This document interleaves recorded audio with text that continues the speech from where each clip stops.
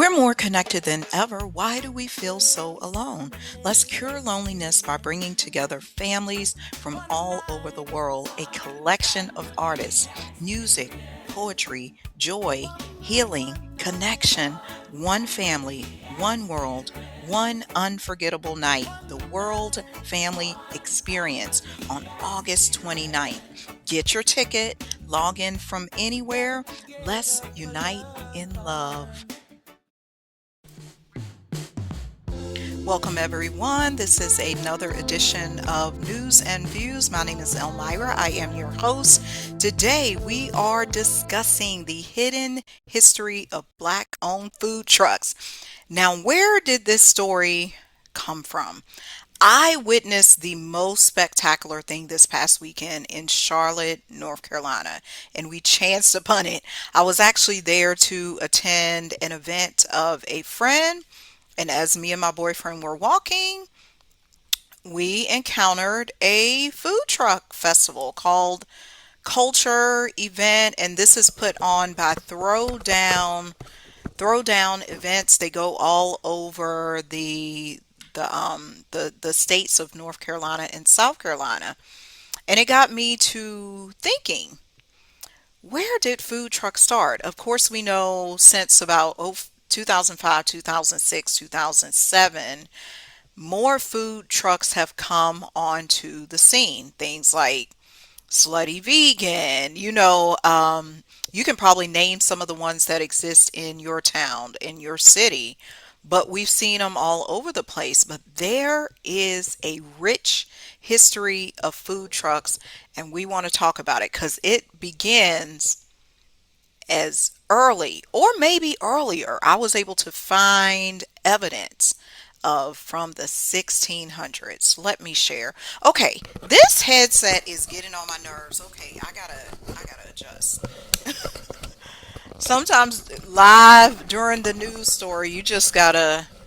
I'm like, it's just not fitting right. Okay, that's better, I think. Okay, let me share. You all know me. I like to use my AI. It's a tool as research.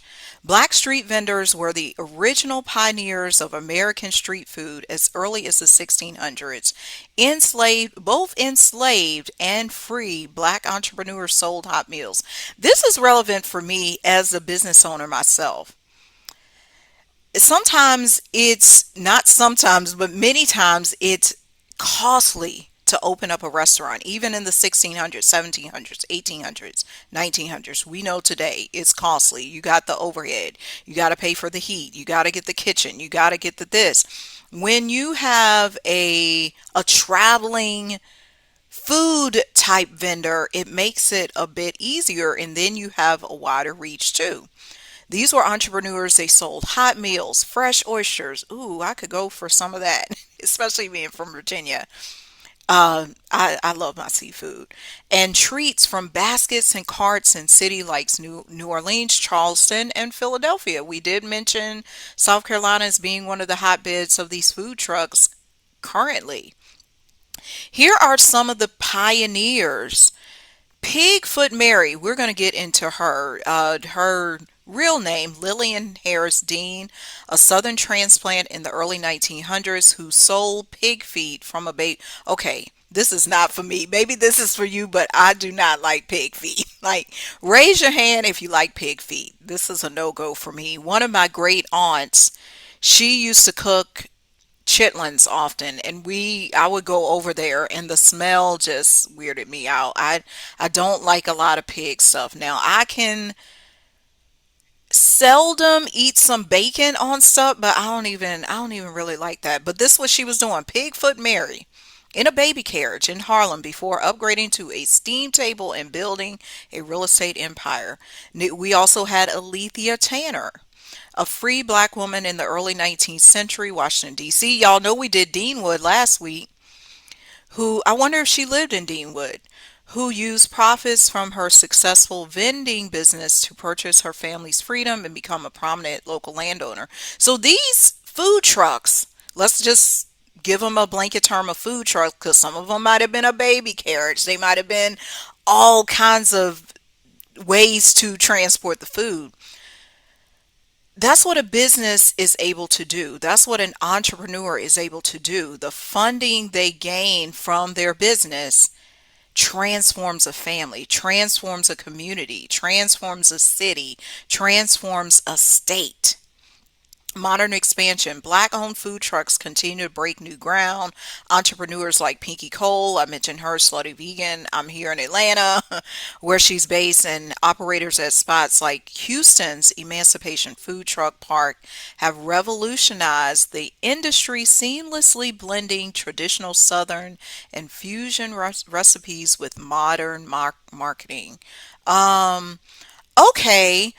I do want to know about, I got questions. Why were these food vendors so popular in the 1600s?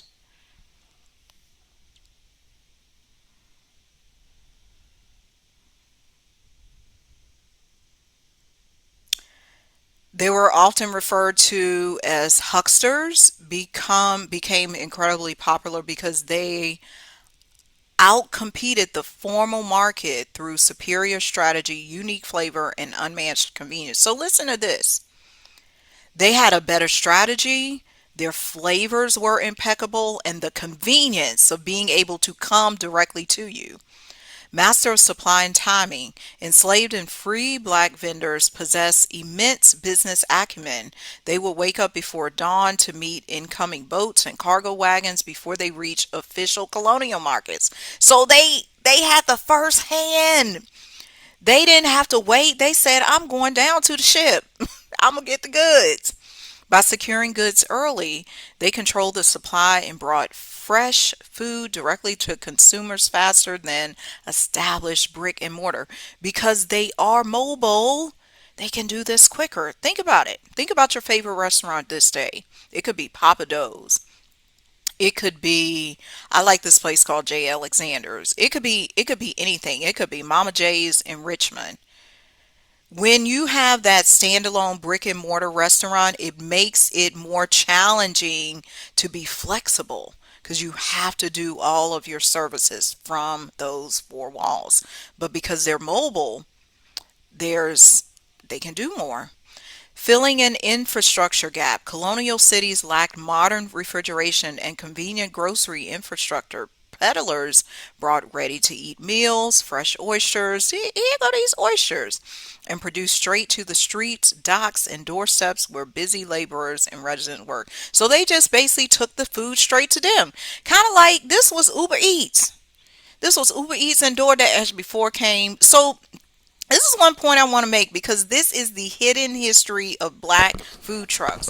I'm so tired of people making it seem like, and I know it's not y'all people who watch this, making it seem like black folk, and I use that term loosely because I do not call myself black. I am not black. I would rather say copper colored. They make it seem like copper colored people just started doing stuff since 1960. No, we've always produced.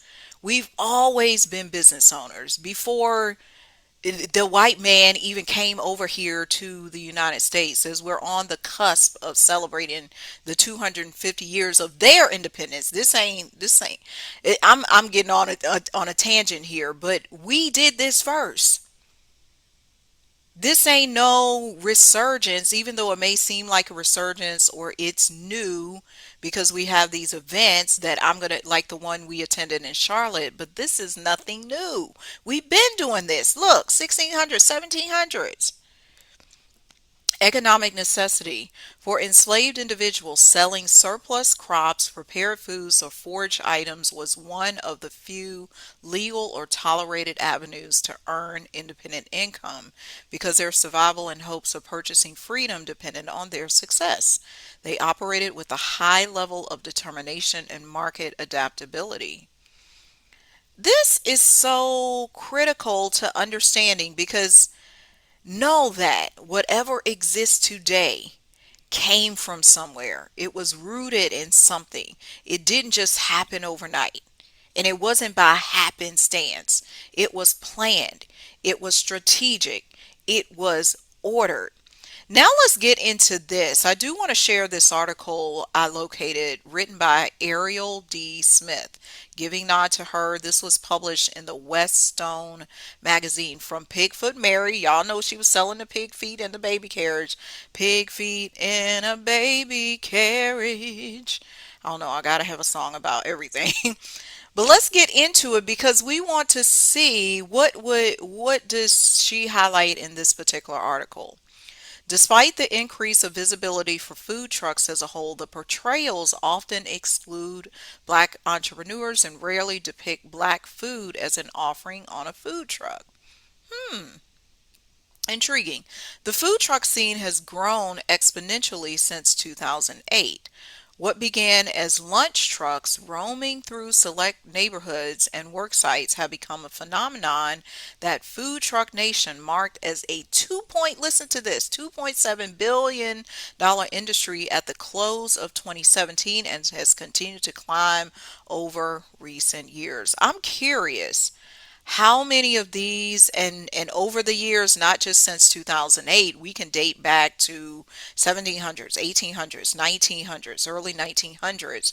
What is the revenue that black owned food vendors, these traveling food vendors, have been able to create?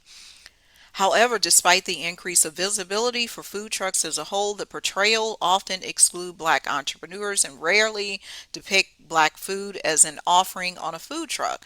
This is a lie. I mean, maybe in some of the sectors, depending on where you go, because this little tidbit, one of my former landlords for my massage business got a franchise food truck of Cousin's Maine Lobster. So maybe that's the type this article is featuring, saying the black entrepreneurs have been left out of that space. But shoot, if you go to our spaces, we jump in with the food trucks. Through my research, the Food Truck Scholar podcast and travels, I have come to see black food truck owners as the descendants, ding, ding, ding, ding, ding, of black street food vendors whose names often go unrecorded and unremembered. But we just call their names.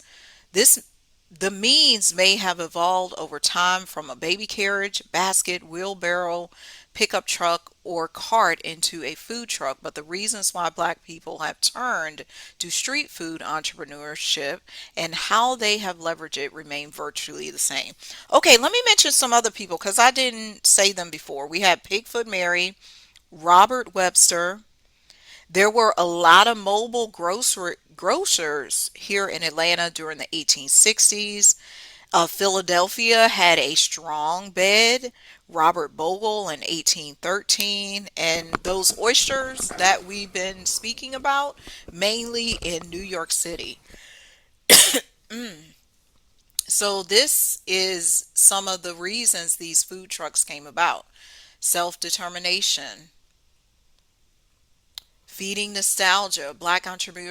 Entrepreneurs have used street food vending to serve comfort and fill the needs caused by nostalgia. Perhaps one of the best examples is Pigfoot Mary.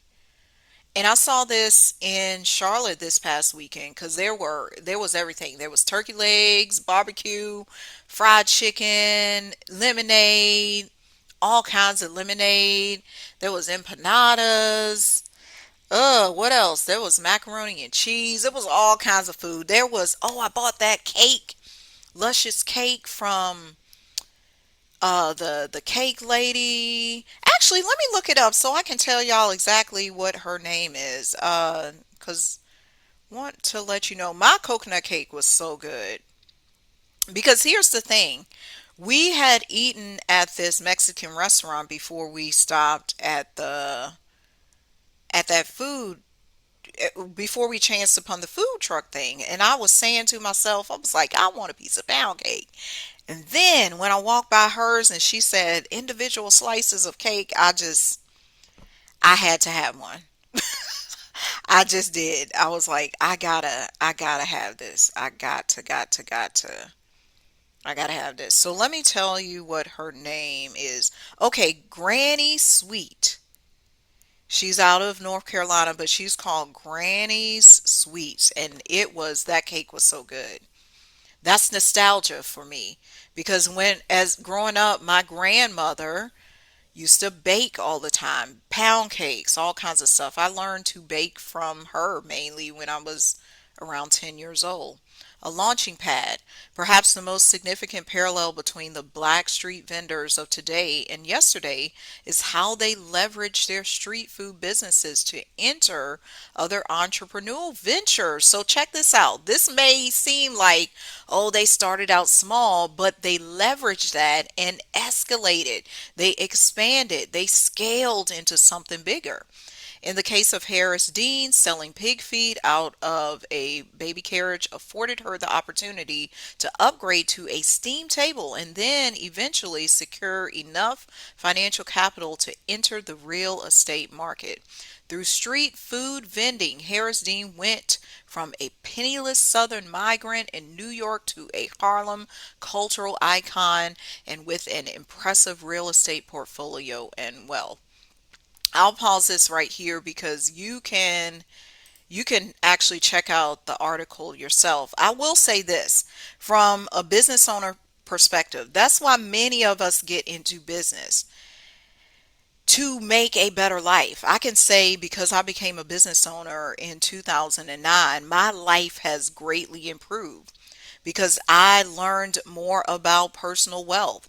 I learned more about investments. I learned more about helping other people and being able to do greater things, things that I did not discover as an employee working at places like the hotel and the TV station. I didn't get that. But as an entrepreneur, you learn these skills and you're able to expand, you're able to invest, you're able to be smarter, more intelligent, to assist your family, again, assist your community. You can invest in other entrepreneurs. You can be their venture capitalists. You can give out scholarships. I've done that too. I've given out a massage scholarship. I've been able to help numerous people with their businesses because I am a business owner. That's what these food trucks are able to do. They are not, the next time you chance upon a food truck, think about that business owner and how he or she is able to do better for the community. You're not just buying a meal, you are investing in their future, their children. And it brings to mind one of the food vendors from this past weekend at the end of the night or before the end of the night. They were screaming, sold out, sold out. They didn't have any more food. That's something you want to hear because that means they had a good revenue day. They did well. They sold out before the event ended. That's that's music to an entrepreneur's ear. You hear me? Okay. I want to tell you about Throwdown Events. This is the company, this is the venture, the organization that hosts events all over North Carolina. They're based out of Raleigh, all over North Carolina and South Carolina. That's how we went to the Culture Food Festival. They got something this weekend. By the time you'll see this, that event might be over because they're doing it for the 4th of July. However, I do want to show you all about them. I have a couple of videos and their TikTok. You can see because you might be a food truck vendor yourself and you want to sign up for their upcoming event. They've already published through October and they may have more things coming. It's not too late for you to join to get in on the fun. So let's say with throwdown events, they really, I'm telling you, they had a band out there, like a marching band. They really went to town out there. I'm not gonna play this. Hold on. I'm not gonna play this music because they do have copyright music. But this is the one this weekend, Freedom Foodie Festival. Look at that food. Look at all these. Look at all these people. The dancing. The DJs. Most of these are hosted by Khalil, the host, and I must say he was phenomenal. That's him right there. Amazing host. He keeps the crowd going. He keeps it energized. They have stuff for the children. So it's not just only the food trucks, it's a full event. Look at this. Freedom Foodie Festival. They're doing it July 3rd and July 4th, but they're going to have other cities too. Let's look at some of the other, let me see if I can see other videos. Oh, this is about the Freedom Weekend in Raleigh. See what else they got.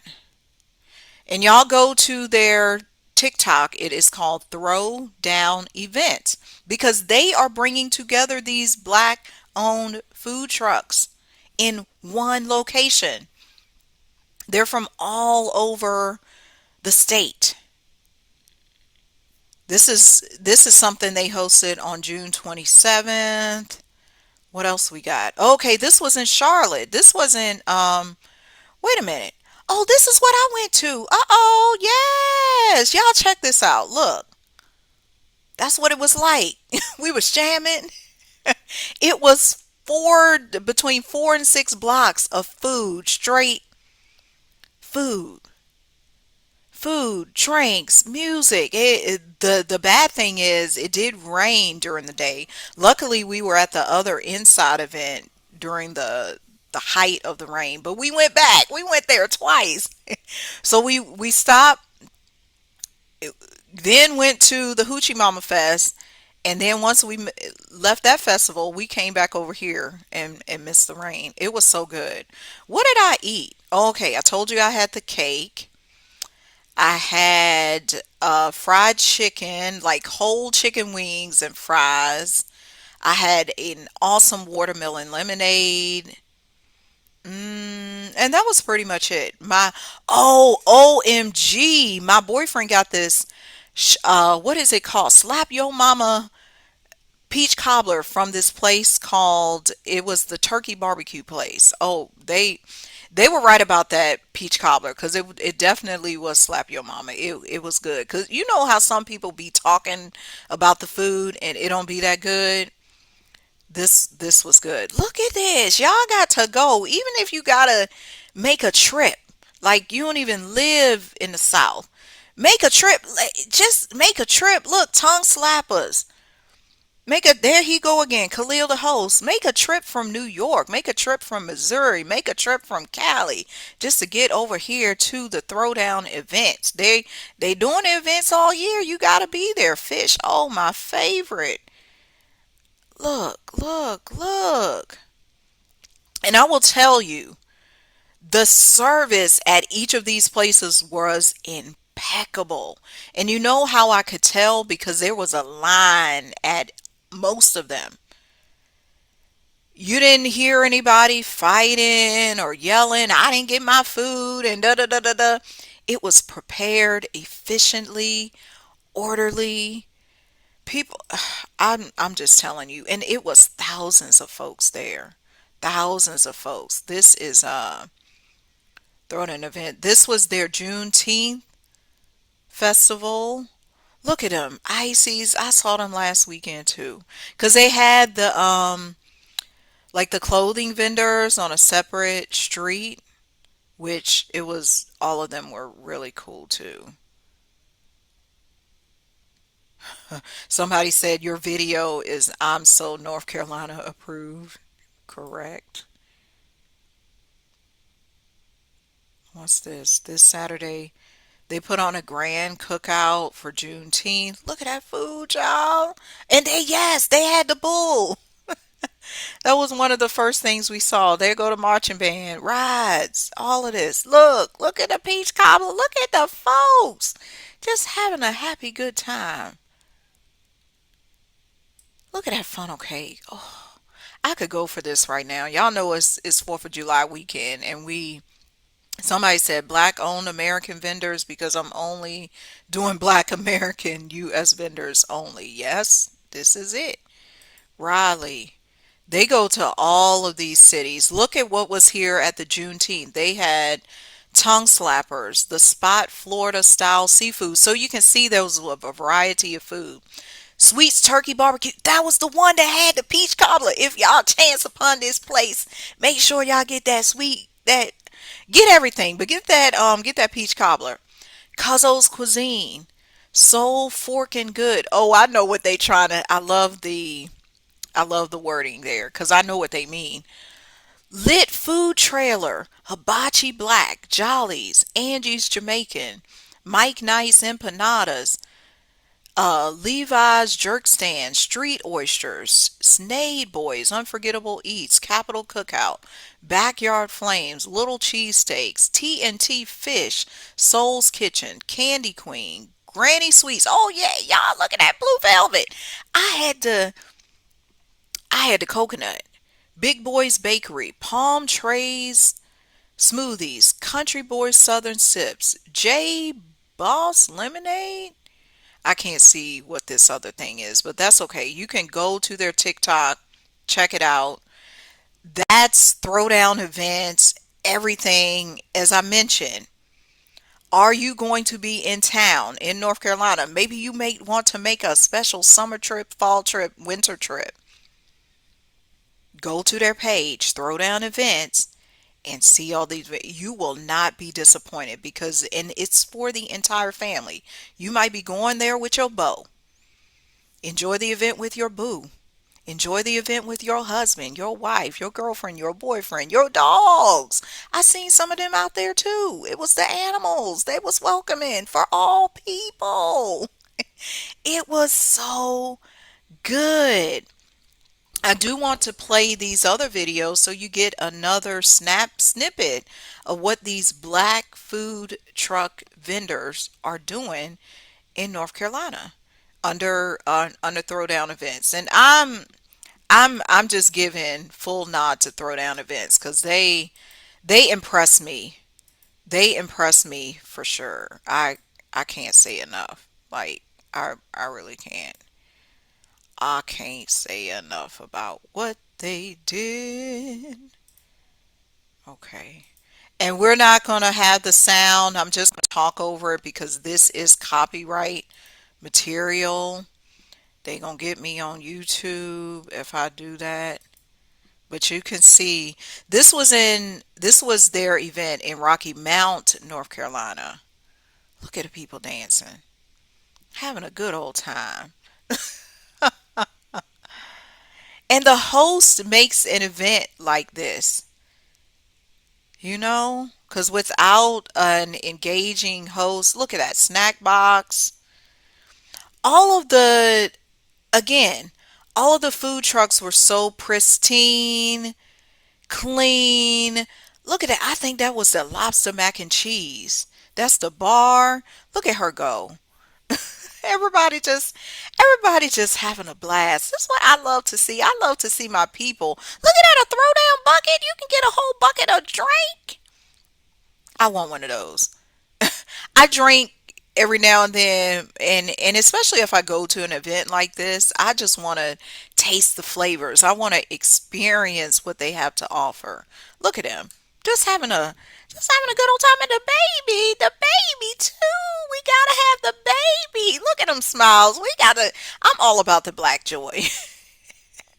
Black joy every day.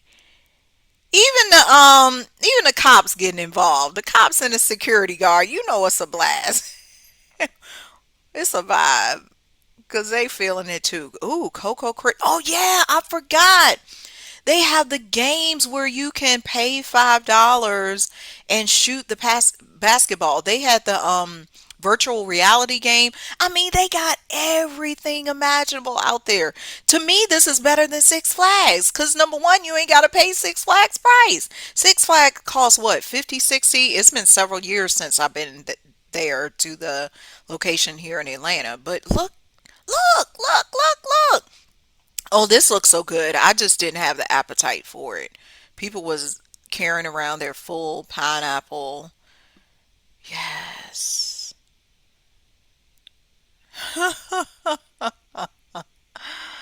Oh, they getting it. Face paint. Just A load of fun. This my jam. Get the line dance. That looked like Tamia. But yeah, they have it decorated. Thank you, Did Eye Visuals, for this video. I'm going to show you the other video, which is also produced by Dead Eye Video. Thank you, thank you, thank you. This was a recent event at the North Carolina Fairgrounds from Throwdown Events. Let's see what was going on here.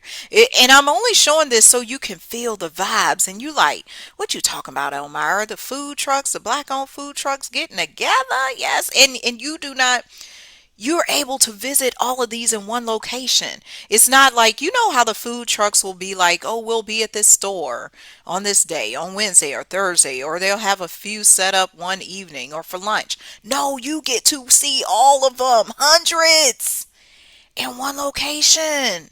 How cool is that? Look, everybody partying, having a blast, getting in the circle, getting in the middle, music, live. Let's see who's on here. Oh, she wearing that dress. Who this? I love confident people. Street oysters. See, that's just like the original. They bringing the original from the 1600s to now. Don't think this stuff just started. You already know, but sometimes we got to be reminded. We've been doing this. All these ices and ice cream and fish plates and chicken plates and all the stuff we've been doing. Like, I can give you a story. My great aunt Mary, as I was growing up, used to sell fish and chicken plates at the community center down the street from me. So on a Saturday, granted, if my mom could give us enough money, or I somehow got $5, $6 to go get a fish plate, I had to have me a fish plate.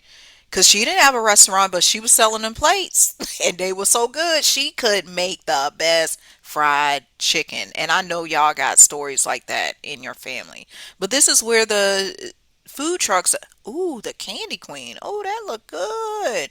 I ain't see that. And see, he doing the art on site. Yes. Look, people of all ages, the swings. Yes. Throwdown. They got the right name. Throwdown events. Because they be throwing down. The people be throwing down when they encounter and experience this. What they say, they ate. Oh, she really going to town over there. Okay. Get your dance moves on. And I'll tell you what. Sometimes people talk bad about the South. No, it's jumping in the South. Yes, there's a distinction between the North and the South and the Midwest and deep South, but people are so hospitable. They are so friendly. The food is good. You can't discount that because they got the best food. Get you some barbecue, some turkey, some pork, some chicken, some beef, whatever you want.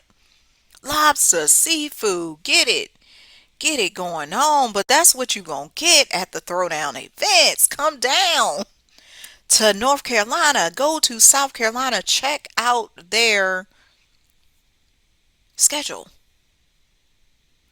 What do I want to say to wrap this story up?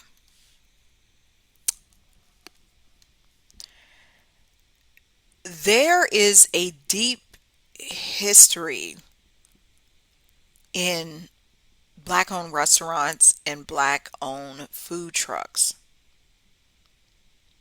I would urge you the next time you encounter a food truck, ask them. Get their story. Find out what made them want to start vending, what made them want to open up a food truck. They probably have a story rooted in their family's history. They probably have a special story about what they want to build for their family and their community, or a special recipe that's been passed down for generations. I know the cake lady, is like that.